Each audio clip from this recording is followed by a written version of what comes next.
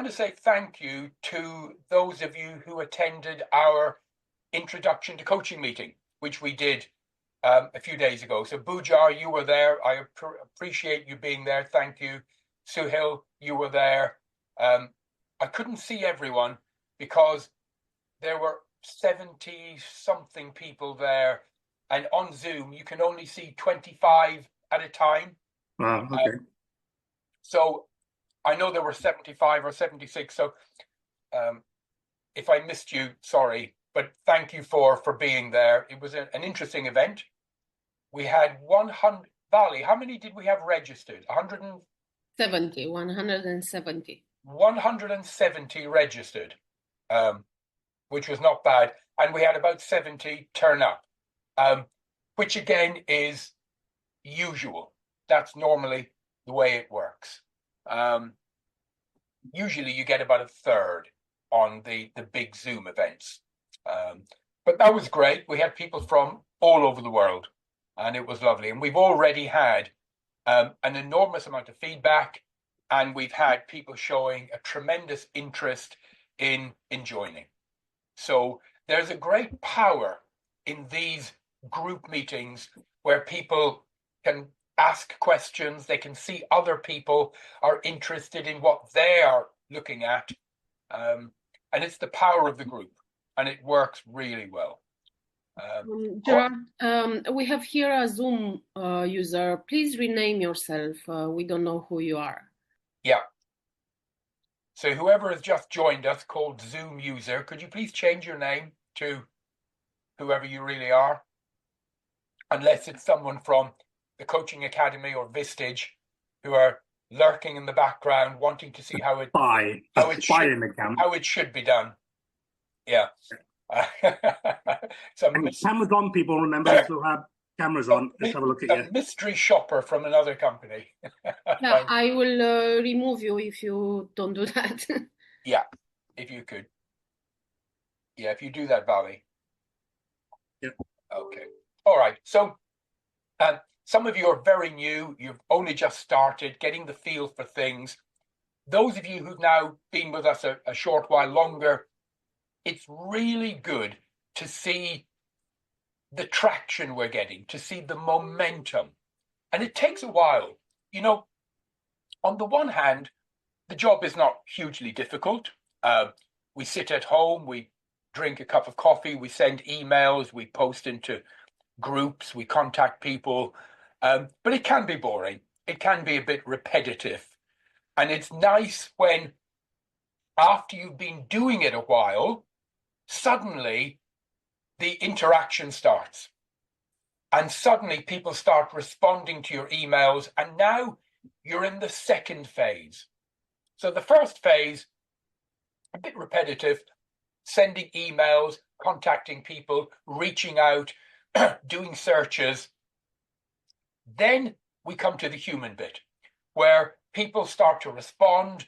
We can now talk to them. We can engage in a conversation. We can find who they are, what they're really looking for in life. And we can start to engage, build a relationship, and become a real career advisor, helping them to make a decision about their future. Because everything we're doing is about helping someone to make a positive decision about the way and the direction their future will go. And we want for them it to go in a positive direction. You know, and sometimes, I don't know how many people here are parents, you've got children, but sometimes as a parent, you almost want your children's success more than they want it for themselves. Has anyone ever experienced that? You know, for sure. Yeah, for sure. It's not just me. You know, you want it almost more than they do. So one of the things I find very helpful is to start keeping figures, keeping statistics. To me, that motivates me, because then after I've been doing it a few weeks, usually about 4 weeks, I start to begin to paint a picture.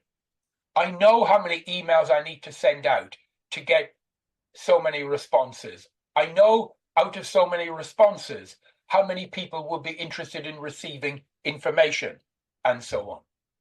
And it's lovely to see a big well done to Yara here, who did her first sale just a few days ago. Carolyn, Thank you, Gerard. not at all. You're doing so well, Yara, so well. And Carolyn, you are a star. You really are a star. You're bringing so many people to the table who are showing an interest and getting sales. So, and well done to all of you. So I just want to talk about a couple of things. Everything we do is about communication. And life, having a successful life, having a joyous life, having a fulfilling life is all about communications. Now, there's a phrase that I use that I wrote many years ago. The quality of your life is the quality of your communications. The way you communicate with other people. You know, you only have to talk to people who used to be in a relationship, but then it broke up and now they're not. And maybe you know people like that. Maybe you have friends and you talk to them. What do they say? They say things like, he didn't understand me, or she didn't listen, or they didn't know what I wanted. These are very common phrases, and it all points to communication or poor communications. So I'm reminded of the story of two great speakers in ancient times. There was a Roman, he was called Cicero, and he was one of the great speakers of his day. And there was a Greek, and the Greek was called Demosthenes. Now, in those days, there was no email, there was no Netflix, there was no Prime Video. So people used to travel for days to listen to these people speak. And Cicero, he spoke in the Forum in Rome. And Demosthenes spoke in the Parthenon in Athens in Greece. And for days beforehand, they would put notices in villages around, and people would walk for miles. And it was said of Cicero, when he spoke, men would stand in awe. They would stand in awe. They couldn't believe what they were hearing. You know, he spoke in such a powerful, dramatic way. So when Cicero spoke, men would stand in awe. And then they would say, boy, wasn't that incredible? What a great speech. Let's go to the tavern and have a beer and talk about that. But when Demosthenes spoke, men would say, let us march. They were willing to go to war. And in those days, war was a brutal thing, you know, with swords and spears and edged weapons. You would die from your wounds and infection as much as you would from other things. So when Cicero spoke, people were incredibly impressed. When Demosthenes spoke, they were willing to lay down their lives. So Cicero was good. Demosthenes was incredible. Incredible. This is the power of good communications. The ability to use language and to reach out and to touch other people deep in their heart and to affect them, to affect their feelings, their thoughts, their emotions. This is what we do in our job. You know, we've got two different roles here. We've got the Alpha Group, and we help people to become regional directors. Why do we do that? We'll talk about that. On the Noble Manhattan side, we want people to train to be magnificent professional coaches. Why do we do that? It's all about changing people's lives.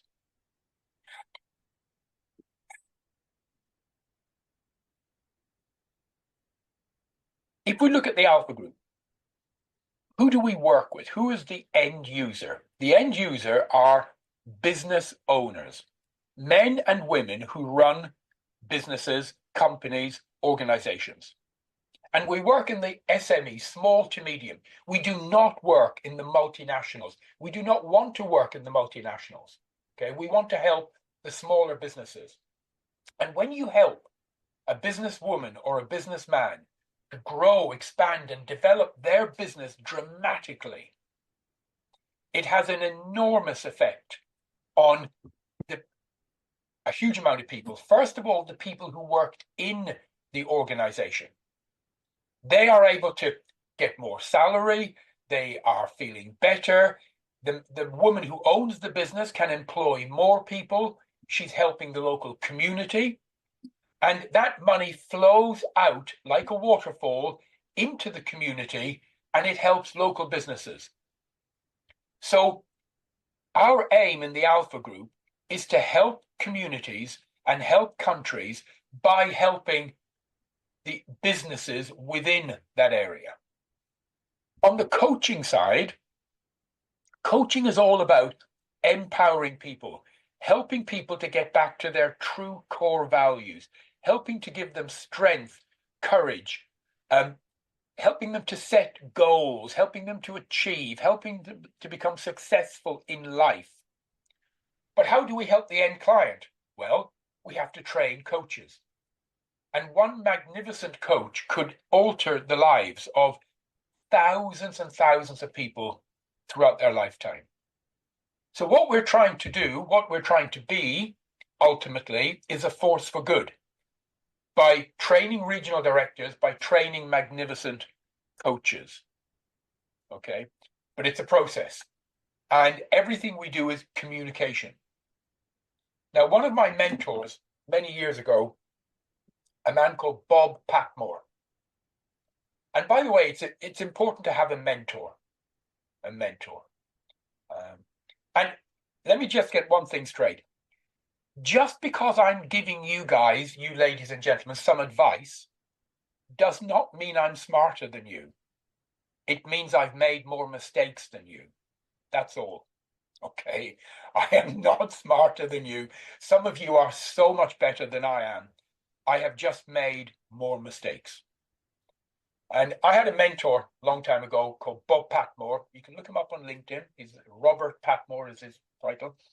And he taught me to take, he used a phrase. He said, take heavy action on a good idea.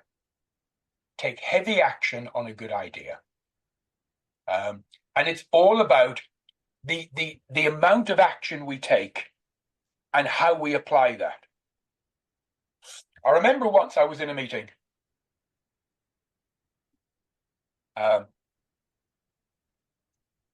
And it was with a company called New Skin. And there was a load of managers there. And the country manager was giving a talk. And I was in the audience. So there was only about 8 of us. And he was talking about the goals and what we want to do. And he finished. And one of the guys said, that was fantastic. I'm really going to give it the best I've got. I'm going to give it the best I've got. And the country manager looked horrified. And he went, what? He said, no. I don't want you to give it the best you've got. He said, what? What if the best you've got isn't good enough? He said, I don't want you to give it the best. He said, I want you to do every single thing it takes to succeed. You go beyond your best. You reach deep down. You reach into an area that you've not reached before. You do everything that is necessary, he said, to make it successful. You don't give it the best you've got. And I took that away. That happened 30 years ago, and I've always remembered that phrase. Always remembered it. You know? In life, guys and girls, you need to understand something. It's sort of not motivating. It sort of is. In life, you and I, we don't get what we want. In life, we don't get what we need. If we got what we needed, there would be no starving children in the world. Okay? You know, So we don't get what we need. We don't get what we want. What we do get, and this works every time, we get what we expect. You always get what you expect. Now, this word expect, expectations, what does it relate to? It relates to our beliefs. So in life, you get what you expect, which means you get what you truly believe at a deep level. At a deep level. That's why we have to change our beliefs. And there's a ladder. You've got knowledge, belief. From belief comes attitude, then actions and results. Knowledge, belief, attitude, actions, results. So if you want to change the results, you don't change someone's attitude. That will only last for a short time. Like an elastic band, you stretch someone, you can change their attitude for a day, bang, it'll go back to the way it was. We call it hot bath motivation. So to get the right results, you've got to change your actions, which means you change your attitude, which means you change your beliefs. How do you change your beliefs? There's a good definition. What is a belief? Esther Hicks, a lady called Esther Hicks, who's written a number of books, says a belief is a thought you keep thinking. That's it, a thought you keep thinking. How do you change someone's beliefs? You go to the step above. Knowledge. Only by giving someone more knowledge, more information, can you then help to change their beliefs. And then once their beliefs change, their expectations change. And you get what you expect out of life. So the way we should help our future customers is with knowledge. We provide them with more information. Provide them with knowledge about being a regional director and what it means and the income and the lifestyle they'll have. Being a magnificent coach. What is it like to be a magnificent international life coach, executive coach, team coach? What would your life look like then? How could you help people? What would that look like? How would you feel? What would your income look like? So we do it by giving them more and relevant information.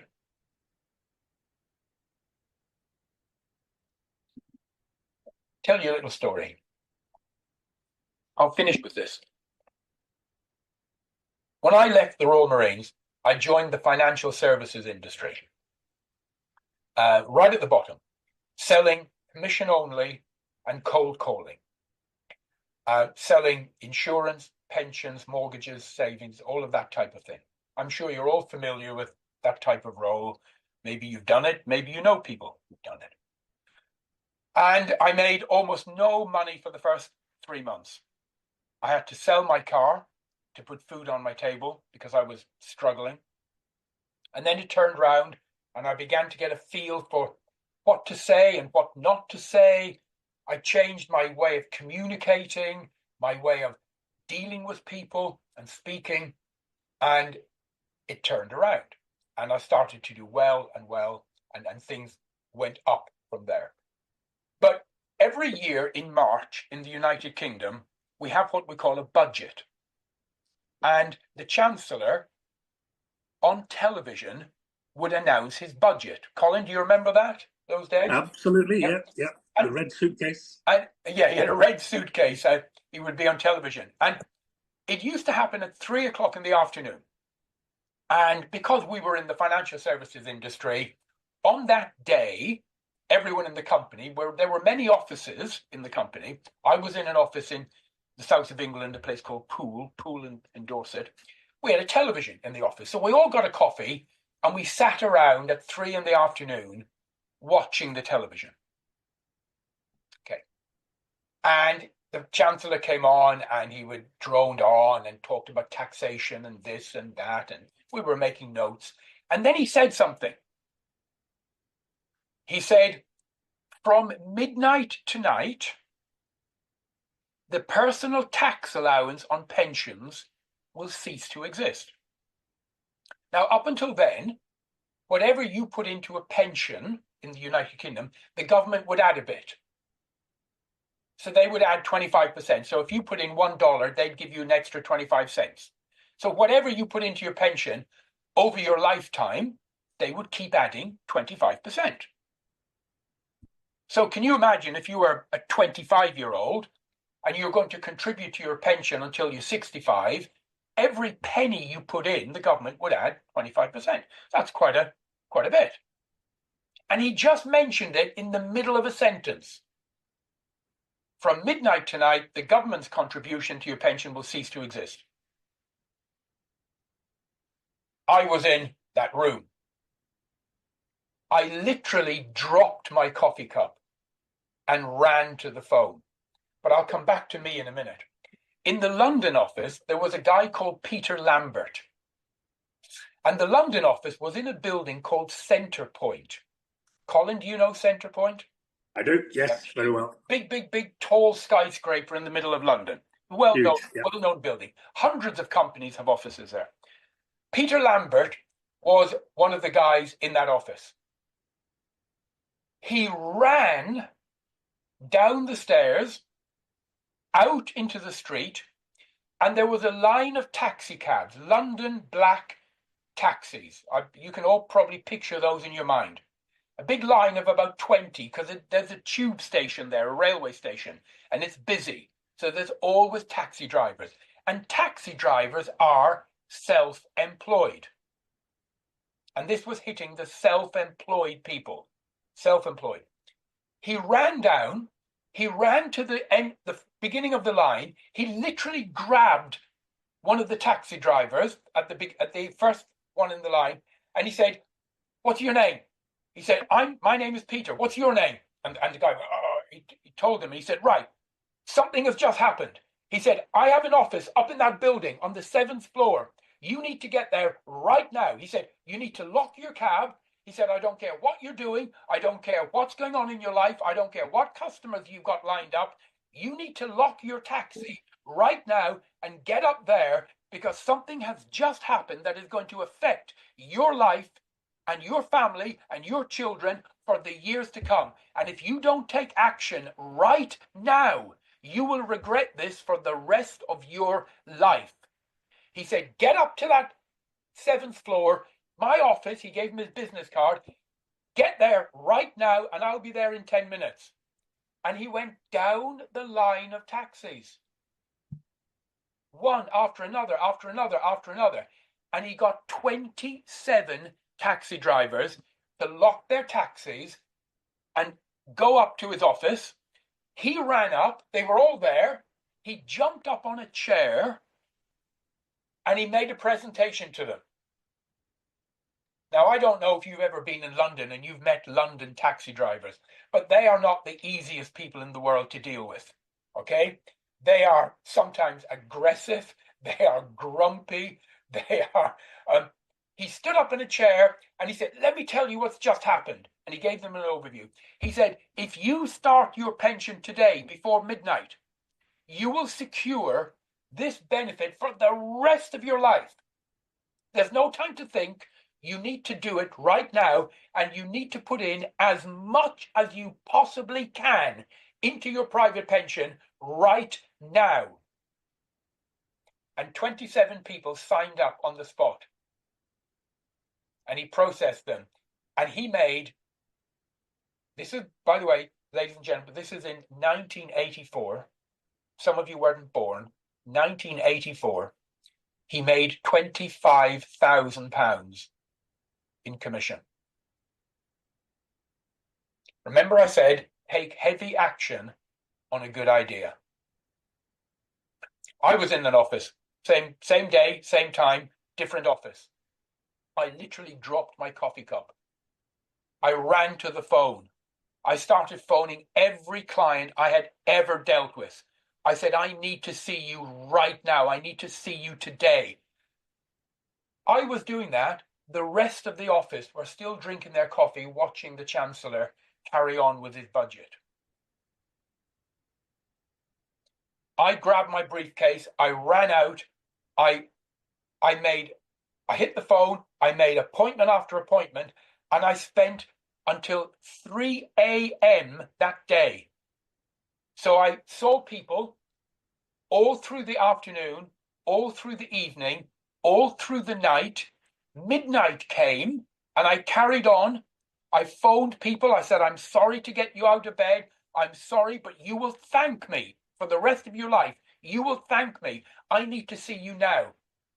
And I was seeing people at 2 a.m., 2:30 a.m., 3 a.m. in the morning, signing them up on pensions. And I shouldn't say this, but I backdated the form to before midnight. I put the previous day's date on it, you know? Not totally right, really, but we can delete that from the recording. So, no, you got witnesses here now. But the point is, and again, I made a lot of money, but I made a lot of money on that one day, more than I'd have made in a month before, but because I took heavy action on a good idea. Heavy action on a good idea. And the other people in my office, there was about 19 of them, sat there drinking their coffee, discussing the budget, saying, oh, isn't that terrible? That's going to affect a lot of people. And yet they didn't realize they'd been handed a gold mine. Yep. You know. If I can just add that to that, Gerard, while you take a drink of water. Yeah. It's on Monday, we had a meeting with my wonderful sales team. And my good idea to you was to do follow-ups, wasn't it? That's what I spoke about mostly on Monday. Do the follow-ups. You've created this database, now follow up with them, follow up with them, follow up with them. Well, Caroline is sitting here with a smile on her face, I think. Can't see because you're too low in the camera. She followed up. She took the advice I gave her. And she's booked 3 people in to see me this week based on her doing follow-ups. That's called taking action on a good idea. Yeah, so we can relate it to even to today and to stuff that we do. Now, did all of you do follow-ups? Did all of you book people into my diary this week? Carolyn did. Well done. Well done, Carolyn. You are a star. There is no doubt at all. So look, I've talked enough. I've bored you all again, as usual. Look, we are in a fantastic industry. We've got a wonderful opportunity. There is no ceiling on our income. We can write our own income. The first part of the job is repetitive. It is boring. Just reaching out, reaching out, reaching out. But then when people respond, then it becomes exciting. We're communicating. We're building human relationships. And everything, guys and girls, everything is about relationships. Everything in life, you know, mother, father, son, daughter, brother, sister, husband, wife, boy, girlfriend, friends together, you know, everything is about relationships. And it's no different between us and our customers. Who are our customers? They are our future friends. We're going to get to know them. You'll get to know them. You'll keep in touch with them. You'll see their journey. And you'll be so satisfied that you helped them to start that journey. So, Vali, do you want to stop the... So this is a good